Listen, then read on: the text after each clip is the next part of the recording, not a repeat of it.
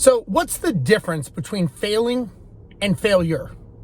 Well, look, just like everybody, right? I hate when I cannot figure out how to do something, right? If you're an entrepreneur or you're doing something, you're always trying to be the best version that you can be, and you hate it when it doesn't work. Everybody does, right? If you didn't, you'd probably not be watching this video because you'd probably be satisfied in some job right now, just living your life as average. So look, the difference and the challenge we have is trying to figure it out, and a lot of times we equate failing to our ego and pride, right? And look, there's nothing wrong with that. To a degree, I think it's a great tool. I think using ego and using pride to drive yourself to be better is great until it's an inhibitor. And when it's an inhibitor, that's when failing becomes a failure.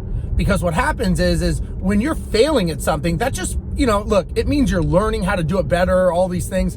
The reality is it sucks when you fail, right? It sucks when you can't figure something out. I get that. But the reality is once you stop doing it because you're failing, that's when you become a failure, right? You can't blame an inanimate object, say that failed. No, the reality is you failed because you gave up. When you're failing at something, it just means you haven't figured out the right recipe yet. And don't get me wrong, I hate thinking to myself, gee, what's the lesson here while I failed at doing something? I hate that, but it's true. And the reality is we have to be okay, especially when we're doing something new.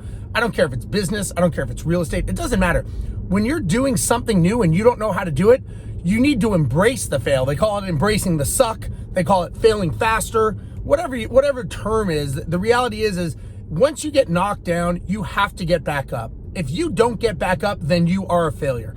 I equate this to riding a bicycle, right? You learn how to ride a bicycle, or most people have, at least my age. But when you learn to ride a bicycle, you probably failed a lot of times at learning how to ride a bike.